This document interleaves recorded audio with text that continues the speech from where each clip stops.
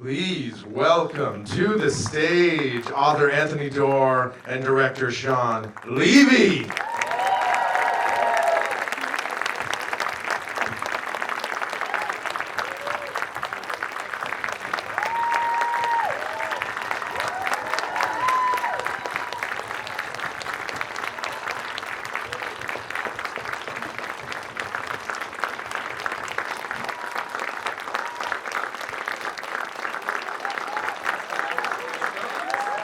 Not sitting down until they stop.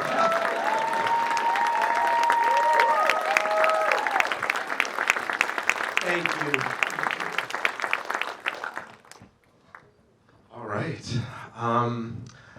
Shawn, this is not your first time at TIFF. You've been here before, and we're obviously so happy to have you back. I was just curious, what does it mean to see a series on the big screen like this, and also to premiere at TIFF? Well, it's one of the premier festivals in our storytelling world and industry. So it's a huge honor, and I've been here once before, and coincidentally, it was another book called This Is Where I Leave You that I loved and had the privilege of turning into a movie. And in this case, I was just telling Anthony, backstage there's so many word for word moments of dialogue, or the way we shoot something is exactly the way Tony described it. So as I said up front, I really came to this as a fan of the book, and getting to do this kind of storytelling it's really just a gift, because normally, stories are sometimes delectable in their intimacy and you can dig in with actors and moments, or other jobs are epic in their scale. But this book, and as a result, I felt this show had to be both. And so the opportunity to really kind of finely craft the small moments, but also capture the big canvas and the backdrop, which is just epic in scope. Huge luxury, and to share it and to watch it with everyone on a big screen with big sound, what a treat. It was like director heaven today.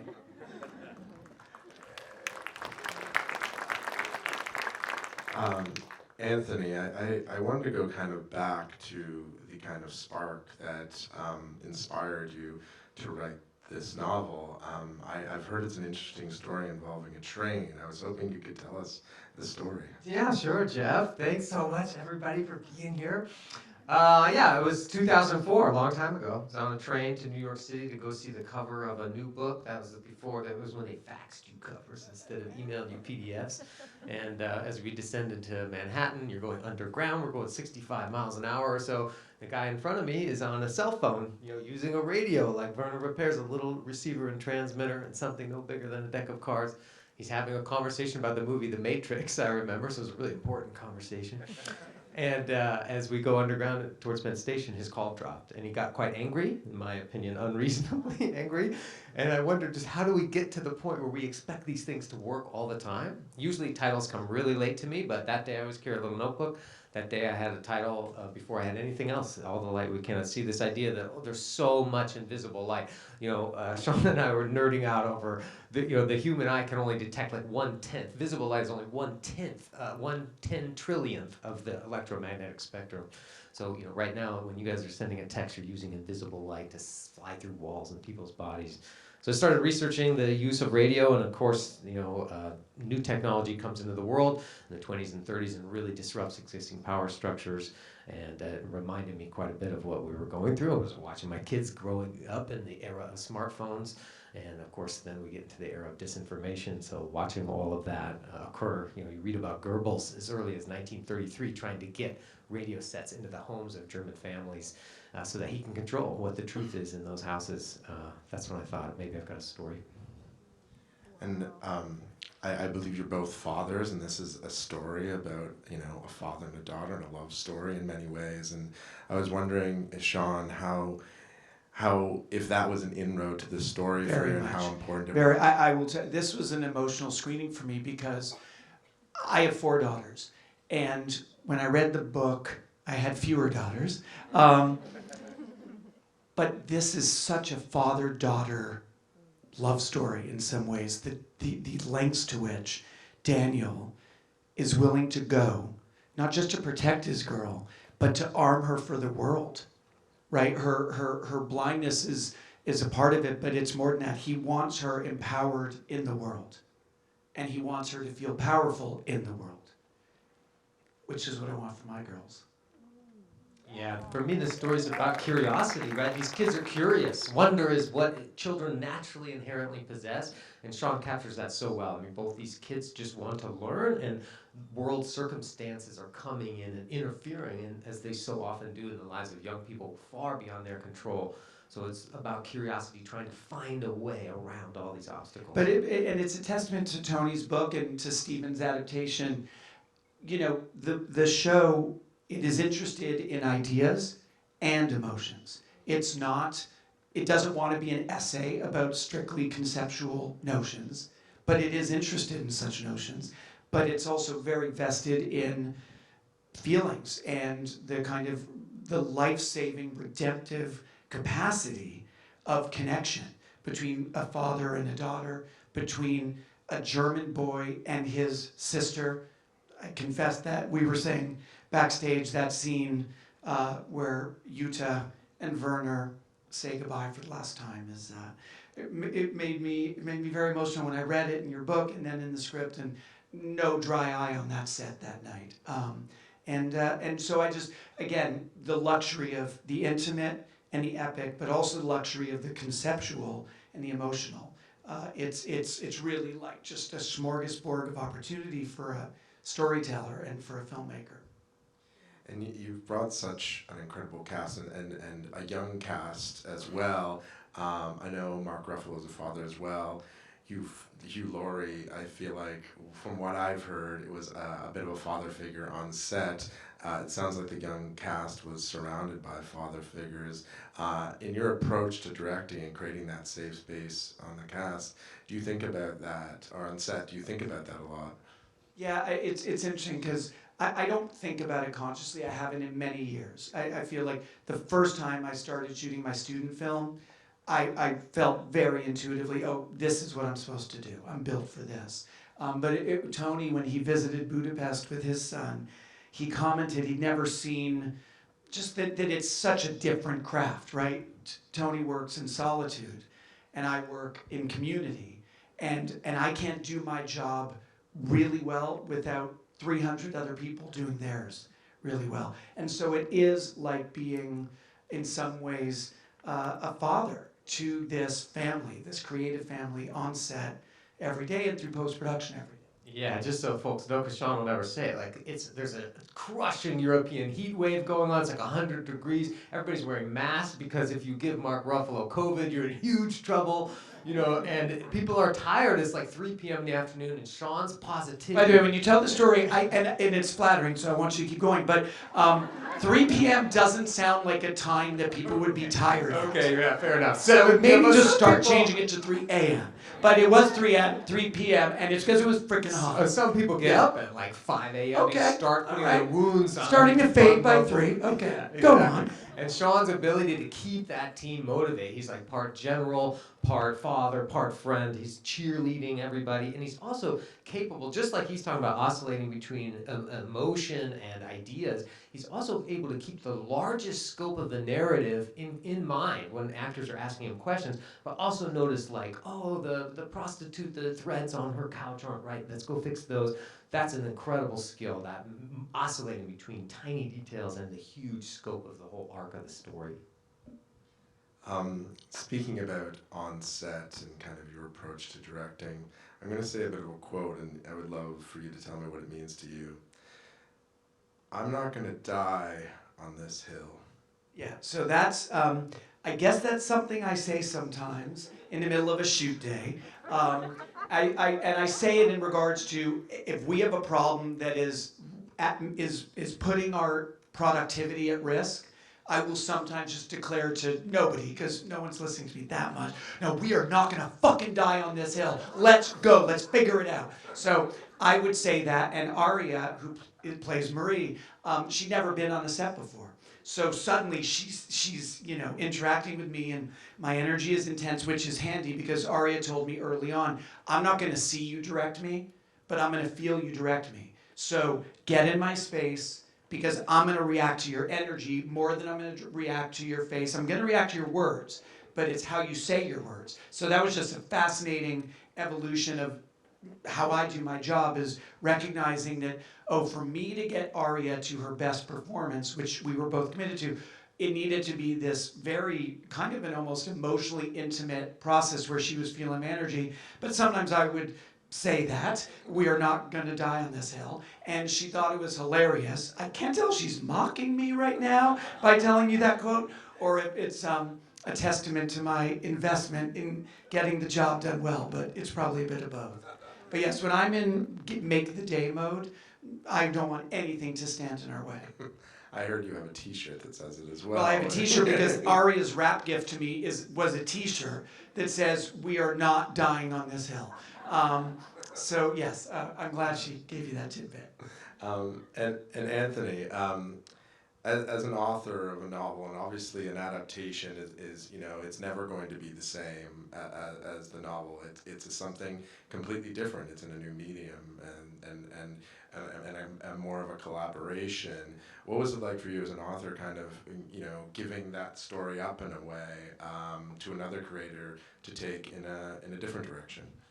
Oh gosh, well first, the book first came out, we sold the rights as a feature film, and the script was quite good, but maybe 100 minutes, and you just, the book, those of you who don't know, is 530 pages, and you just felt like, oh, there's a lot in here that is lost in a shorter format. So when Shawn called, and the opportunity, then of course things were changing, and TV was getting so good.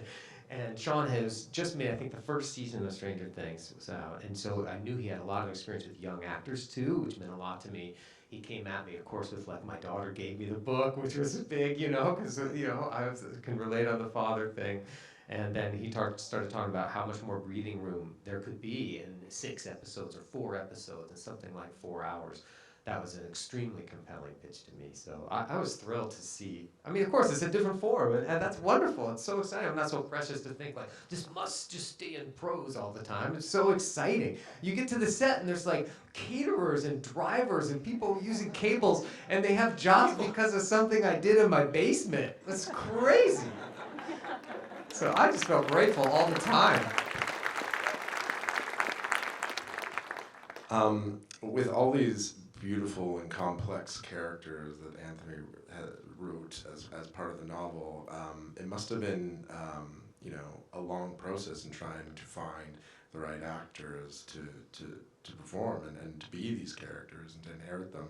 Can you talk a little bit about the casting process? Yeah. Well, Mark and Hugh, that didn't take a long time. I feel like Dan Levine and I, who produced this together, along with Stephen Knight, we very early on were like, who would be the dream candidate? And I had just done a movie called The Adam Project, in which Mark played Ryan Reynolds' father. It's a time travel thing. And Mark exudes such innate, paternal, soulful warmth. So I knew that I wanted Mark, and Hugh Laurie is just so good. I really wanted to show 3 episodes today, gang, but they wouldn't let me keep you here for 3.5 hours.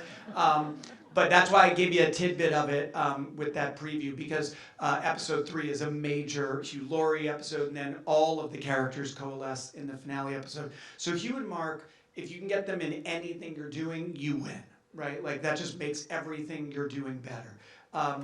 I'll speak about Louis and Aria in a moment, but funny little tidbit for the film geeks out there. Von Rumpel is so vivid on the page. And unlike Werner, who is a German soldier, but who we are humanizing in a kind of sympathetic way, Von Rumpel is the villain. And he needs to be the villain, but he can't be cardboard. And I wanted him to be captivating. And we considered a lot of people, and I called an actor who I was here with the last time I was at TIFF, my movie This Rightly View. I was here with Adam Driver, who I've been friends with ever since. So I called Driver, and I was like, I know you've just done like 10 years as Kylo Ren, so maybe you don't want to do the villain thing again, but do you want to play Von Rumpel in This Rightly View, in All the Light? And he's like, no, I'm wiped out. He was in like his 3rd or 4th month on a movie called White Noise with Noah Baumbach. And he said, but there is this guy who is this smallish part in white noise, who is so good that I get distracted in the middle of scenes by how interesting he is. You gotta look him up. It's this German actor named Lars Eidinger, who few of us have heard of, but whose Hamlet is famous in Germany and through much of Europe.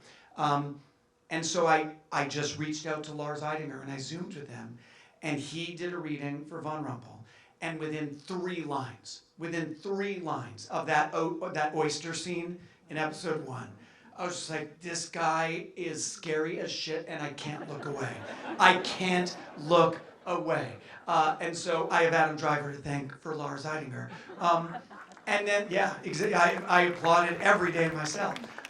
It's so funny seeing Lars, like, he's got a wound, he's got his death head cap on, and then he comes and, like, eats a snack, and he's like, hey, how's your day going? You're like, Yeah, does not track.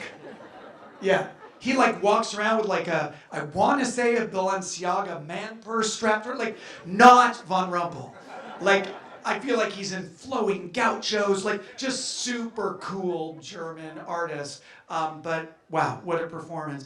And then with Louis and Aria, they're the make or breaks, right? Werner and Marie, that's the heart of the book, it's the heart of the show. Louis and Aria, they were both among hundreds upon hundreds of auditions, and they just kept making it to the next round. And in Louis's case, he's young, he's 24, 25, but he's been acting since he was 14. And as you can see, his sense of how little it takes with a camera, right? It's so different than theater acting. You watch, especially, we were all lucky enough to see it on a big screen today. He does so little.